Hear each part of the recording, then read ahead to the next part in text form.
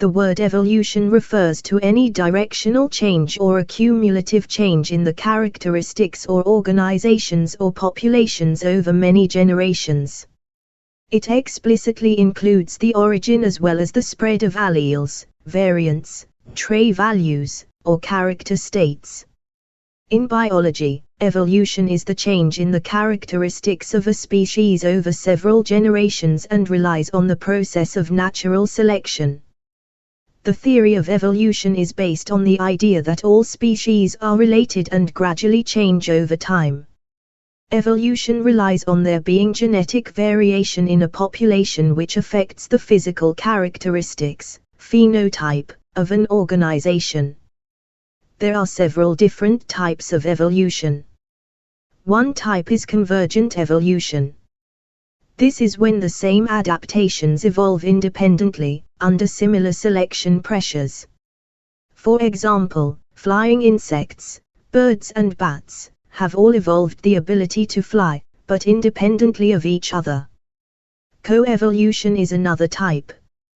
This is when two species or groups of species have evolved alongside each other where one adapts to changes in the other. For example, flowering plants and pollinating insects such as bees. The last type of evolution is adaptive radiation. When a species splits into a number of new forms when a change in the environment makes new resources available or creates new environmental challenges. For example, finches on the Galapagos Islands have developed different shaped beaks to take advantage of the different kinds of food available on different islands. Some of the characteristics may give the individual an advantage over individuals which they can then pass on to their offspring. Individuals with characteristics best suited to their environment are more likely to survive finding food, avoiding predators and resisting disease. These individuals are more likely to reproduce and pass their genes on to their children. Individuals that are poorly adapted to their environment are less likely to survive and reproduce.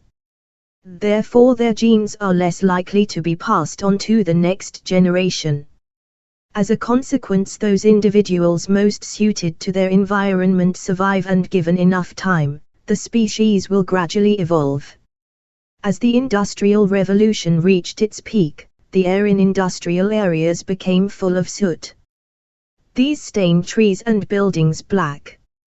As a result, the lighter moths became much easier to spot than the darker ones, making them more vulnerable to being eaten by birds.